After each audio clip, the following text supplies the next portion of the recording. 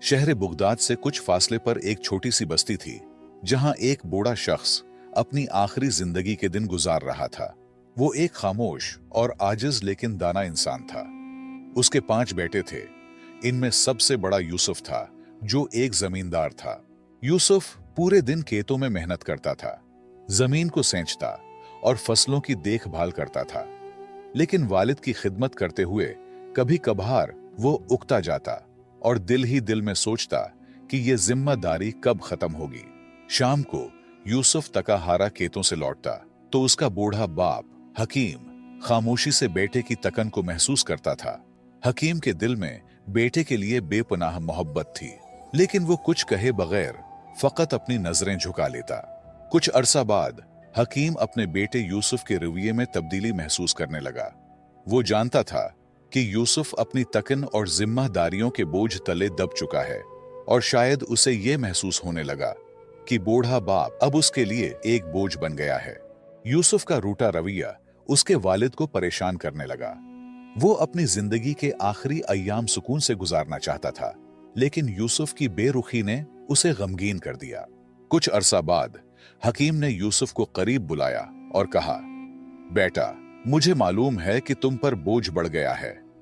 फिक्र न करो, मैं ज्यादा दिन तुम्हारे साथ नहीं रहूंगा। 2-3 दिन बाद मैं दूसरे बेटे के पास चला जाऊंगा। तुम अपने काम और जिंदगी पर ध्यान दो, मेरे लिए परेशान ना होना। यूसुफ ये सुनकर कुछ देर खामोश रहा। दिल में निदामत की हल्की सी लहर उठी, मगर उसके लबों पर कोई सख्त या रोकने वाले अल्फाज न आए। कुछ दिन गुजारने के बाद बूढ़ा हकीम यूसुफ के घर से निकलकर दूसरे बेटे फारूक के पास चला गया, जो एक कामयाब ताजिर था और माल वो दौलत की कमी न थी। बूढ़ा बाप फारूक के घर रहने लगा, लेकिन फारूक का रवैया भी काबिल अफसोस था।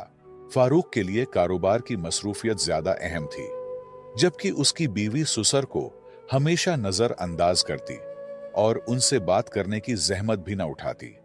हकीम दिन भर खामोशी से एक कोने में बैठा रहता, दिल में अपने बेटों की बदलती हुई मोहब्बत का गम लिए, मगर अपनी तकलीफ को कभी जुबान पर न लाता। बूढ़े हकीम का वक्त गमों के साथ गुजर रहा था।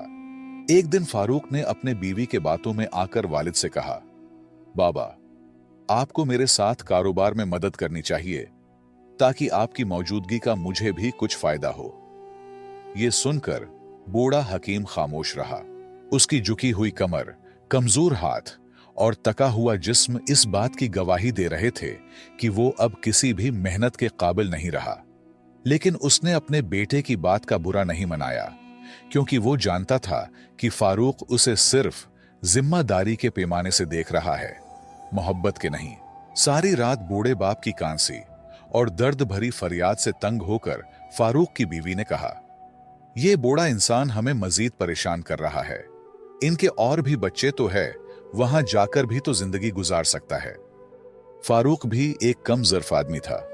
उसने अपने बूढ़े बाप से कहा, बाबा, अगर आप तंग हो तो कोई बात नहीं, चाहे तो दूसरे बेटे के पास चले जाएं, वहां आप सुकून से रहेंगे।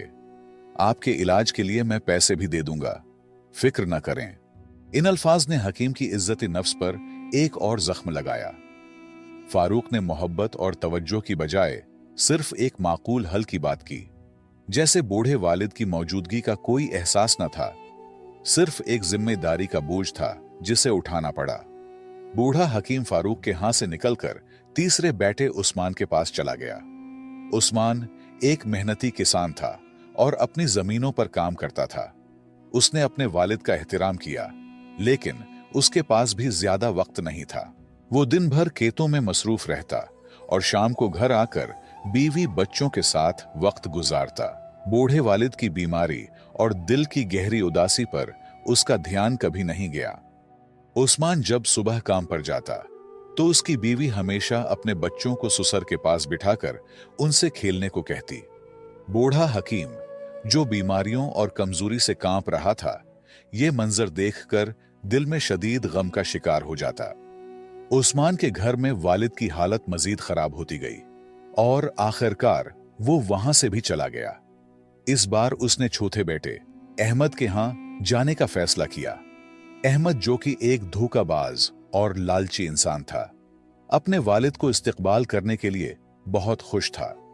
अहमद की खुशी महज लालच के बायस थी, न कि अपने वालिद से मोहब्बत के। अहमद ने अपने वालिद को इज्जत दी और कहा, बाबा, आपको यहां रहने में कोई तकलीफ नहीं होगी। वक्त के साथ साथ अहमद को पता चला कि बूढ़े बाप के पास कोई माल दौलत नहीं है, तो उन्होंने भी बाप को नजरअंदाज करना शुरू कर दिया। अहमद की बीवी ने अपने ससुर को एक बोझ समझकर उसकी कोई खिदमत नहीं की, बल्कि उल्टा तकलीफ दी। वो हमेशा शिकायत करती रहती और बूढ़े को अपने कामों में रुकावट समझती। लेकिन बीवी की क्या कसूर, जबकि अपने बेटे रूठ चुके थे। अहमद भी अपने कारोबारी उमूर में इतना मग्न हो गया था कि उसने अपने वालिद की हालत पर कोई ध्यान नहीं दिया। इस दौरान बूढ़े की सेहत और जिस्मानी हालत तेजी से बिगड़ने लगी। आखिरकार एक दिन अहमद ने भी जवाब दे दिया और कहा, बाबा, तुम यहां नहीं रह सकते।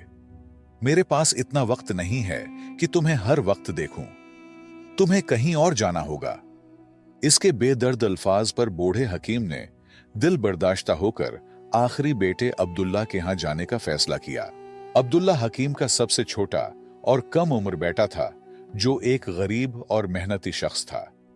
दिहाड़ी लगाकर जो पैसे कमाता, इन पैसों से वो अपने बाप के लिए दवाइयां खरीदता और अपने घर का खर्च चलाने की कोशिश करता। उसकी बीवी भी काफी ईमानदार थी, अपने ससुर का दिल से ख्याल रखती थी। वो उनकी बीमारी और बुढ़ापे को समझती थी और हमेशा माँ बाप की तरह उनकी खिदमत में लगी रहती थी। बूढ़े हकीम ने जब अब्दुल्ला और उसकी बीवी की मोहब्बत और एहतराम देखा, तो दिल ही दिल में खुश हुआ और बहुत दुआएं देने लगा। वक्त गुजरता गया और हकीम अपने छोटे बेटे के घर में खुशी खुशी जिंदगी गुजारने लगा। उसकी जिंदगी में सुकून और मोहब्बत वापस आई और वो इस बात पर शुक्रगुजार था कि आखिरकार उसे वो इज्जत मिला जिसका वो हमेशा से हकदार था। बिलाखिर हकीम की जिंदगी के आखिरी अय्याम शुरू हो गए और वो शदीद बीमार पड़ गया। अब्दुल्ला अपने बाप की हालत देखकर बेहद गमगीन होता और अक्सर रो पड़ता, क्योंकि वो अपने वालिद को एक बोझ नहीं बल्कि हकीकी मानों में बाप के रुतबे से देखता था। उसके दिल में वालिद की इज्जत और मोहब्बत का समंदर था और वो हर मुमकिन कोशिश करता कि अपने वालिद की खिदमत में कोई कमी न रह जाए। अब्दुल्ला के आंसू और उसकी फिक्र वालिद की जिंदगी के उन आखिरी दिनों में उसके लिए एक तसल्ली और सुकून का बायस बने। हकीम ने अब्दुल्ला की मोहब्बत देखकर उसे अपने करीब बुलाया और बारीक आवाज में कहा, बेटा, मेरे आखिरी दिन करीब हैं।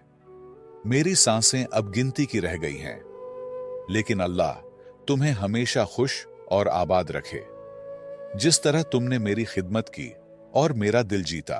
अब्दुल्ला ने गमगीन लहजे में जवाब दिया, बाबा, अल्लाह न करे कि आप हमें छोड़कर चले जाएं। आपके बगैर हम कैसे जी सकेंगे। हकीम ने मुस्कुराते हुए कहा, बेटा, ये तो हक का रास्ता है। हर शय को फना होना है। मुझे भी अपने खालिक हकीकी के पास जाना होगा। अब्दुल्ला ने गमगीन लहजे में कहा, बाबा, क्या आप मुझसे खुश हैं? मैं वो खिदमत नहीं कर सका जिसके आप हकदार थे। मेरी बीवी भी कम अक्ल है, लेकिन अगर आपके दिल में कोई गिला शिकवा है तो हमें जरूर बताएं और अपना गम हल्का कीजिए। हकीम ने गहरी सांस ली और अब्दुल्ला को कहा, बेटा, एक आखिरी बात है जो मैं तुमसे कहना चाहता हूं, और यह एक बड़ी अमानत है। मैंने अपनी जिंदगी में तुम पांचों बेटों का इम्तिहान लिया, लेकिन इस आजमाइश में सिर्फ तुम कामयाब हुए। बेटा, मेरे मरने के बाद तुम बगदाद की फुलां गली में जाबिर नाम के एक बूढ़े शख्स के पास जाओ। उसे मेरा नाम लेकर कहना कि हकीम वफात पा चुका है और वो अमानत जो मैंने उसके पास रखी थी वो तुम्हें दे दे। हकीम ने अब्दुल्ला के कंधे पर हाथ रखकर कहा, जो अमानत दे वो तुम्हारे लिए है। उसे अपने बीवी बच्चों की जिंदगी बेहतर बनाने के लिए इस्तेमाल करना। ये मेरा तुम्हारे लिए आखिरी तोहफा होगा, और याद रखना, बाकी बाइयों को कुछ भी ना देना। और बिलाखिर हकीम इस दुनिया से रुखसत हो गया। हकीम की वफात का गम अब्दुल्ला के दिल पर बिजली बनकर गिरा। उसकी आंखें आंसुओं से भरी हुई थीं और दिल में एक बेपनाह खालीपन था। उसकी बीवी भी शिद्दती गम से रोने लगी, क्योंकि उसने हकीम की खिदमत दिल से की थी और उनका एहतराम किया था। अब्दुल्ला ने खुद पर काबू पाते हुए अपने भाइयों को खबर दी और उन्हें जनाजे में शिरकत की दावत दी। सब भाई जो कभी अपने वालिद को बोझ समझते थे, अब जनाजे में शरीक हो गए। अब्दुल्ला, जो हमेशा ईमानदारी और मोहब्बत का पैकर रहा, ने भाइयों से कहा, बाबा जान ने मुझे एक अमानत सौंपी थी। मुझे यकीन है कि वो कोई कीमती खजाना होगा, लेकिन इसमें सब भाइयों का हक है। हालांकि बाबा ने उसे सिर्फ मेरे लिए वसीयत की थी। भाई, जो दिल में कहीं ना कहीं लालच रखते थे, फौरन बोले, अब्दुल्ला, जाओ और अमानत ले आओ। फिर उसे हम पांचों भाइयों में तकसीम कर देना ताकि सबको बराबर हिस्सा मिले। अब्दुल्ला ने ठीक वैसा ही किया जैसा उसने कहा था। वो बगदाद जाकर अमानत ले आया। जब उसने संदूक खोला तो वो हैरत में पड़ गया। संदूक में बगदाद के मशहूर बाजार के कई कीमती दुकानों के कागजात, जवाहरात जो उसकी मां के थे, और बहुत सी अशरफियां मौजूद थीं। अब्दुल्ला ने अपनी दियानतदारी का सबूत देते हुए सब भाइयों को उनका हक दिया और खुद अपने हिस्से पर किनायत की। जिंदगी एक बार फिर बाप के साये के बगैर चलने लगी, लेकिन वक्त ने जल्द ही अपनी हकीकत दिखा दी। चंद माह बाद बड़े भाइयों में से एक अपने कारोबार में बुरी तरह फंस गया। गैर जिम्मेदारी और गलत फैसलों के बायस वो कर्ज में डूबता चला गया। हालात इस कदर खराब हो गए कि उसे अपना घर तक बेचना पड़ा। दूसरा भाई, जो कभी ऐश व इशरत की जिंदगी गुजारने का आदी था, एक दिन चोरी में मुलव्विस पाया गया। काजी ने उसे जेल भेजने का हुक्म दे दिया और उसकी जिंदगी की सारी साख तबाह हो गई। बाकी भाई भी सोने को हाथ लगाता तो मिट्टी बन जाता। ये सब नाकामियों को एक जवाब था, बाप की बद्दुआ। दूसरी तरफ अब्दुल्ला ने अपनी मेहनत से बगदाद में कारोबार शुरू कर दिया। वो कोफे से उम्दा कपड़ा खरीदकर बगदाद के बाजार में बेचता और वक्त के साथ काफी मुनाफा कमाने लगा। उसकी ईमानदारी, बाप की दुआ और मुस्तकिल मेहनत ने उसे तरक्की की राह पर डाल दिया। यहां तक कि वो अपने बाकी भाइयों की फिरूख्त करदा दुकानें खरीदने लगा और आहिस्ता आहिस्ता पूरे बाजार का वाहिद मालिक बन गया। जो भाई कभी खुद को दौलतमंद समझते थे, अब वक्त के मारे हुए अब्दुल्ला के दर पर सवाल करने आ गए। अब्दुल्ला, जो एक रहम दिल और मुशफिक इंसान था, उनकी मदद करता और उन्हें खाली हाथ वापस न जाने देता। उसका यह रवैया उसके वालिद की सिखाई हुई अखलाकियात का अक्खास था। फिर वो दिन आया जब अब्दुल्ला ने बगदाद के तरक्की याफ्ता इलाके में एक बड़ा घर खरीदा और अपनी बीवी और बच्चों के साथ एक खुशहाल जिंदगी गुजारने लगा। वो जिंदगी के उस मोड़ पर भी अपने वालिद की दुआओं और तालीमात को नहीं भूला। एक दिन वो अपने वालिद की कब्र पर फातिहा पढ़ने गया। कब्र के सामने खड़े होकर उसने कहा, बाबा, आपकी दुआओं ने मुझे बगदाद का अमीर बना दिया, लेकिन आपके साये की महरूमी ने मुझे गमगीन कर दिया। अल्लाह ताला आपको जन्नत में आला मकाम अता फरमाए। मुअज़्ज़ज़ दोस्तों, इस कहानी से हमें 3 कीमती असबाक मिलते हैं। नंबर 1, वालिदैन की जिम्मेदारी है कि वो अपने बच्चों की बेहतरीन तरबियत करें ताकि वो बाद में न सिर्फ उनका सहारा बने बल्कि जिंदगी की मुश्किलात का सामना भी हिकमत और सब्र से कर सकें। नंबर 2, एक बेटे के तौर पर वालिदैन को कभी बोझ न समझे, क्योंकि वक्त का पहिया घूमता है और कल आप खुद इसी मकाम पर हो सकते हैं जहां वालिदैन आपसे मोहब्बत और तवज्जो की उम्मीद करते थे। नंबर 3, वालिदैन के साथ मोहब्बत, इज्जत और अच्छा रवैया इख्तियार करना न सिर्फ आपके मुस्तकबिल को रोशन करता है बल्कि आखिरत में भी बेशुमार इनामात का बायस बनता है। वालिद चाहे जैसे भी हो, उनकी खिदमत बेटे का फर्ज है, क्योंकि उनकी दुआएं ही आपकी जिंदगी का सबसे बड़ा सरमाया हैं। मुझे उम्मीद है आपने इस कहानी से बहुत कुछ सीखा होगा। अगर आपको यह सबक आमूज कहानी पसंद आई हो और आपको मजीद पुरानी और नसीहत आमेज कहानियां सुनना पसंद है, तो हमारे और आपके चैनल पुराने किस्से को लाजमी सब्सक्राइब करें, वीडियो को लाइक करें और अपने दोस्तों के साथ जरूर शेयर करें। इस वाकये के बारे में अपनी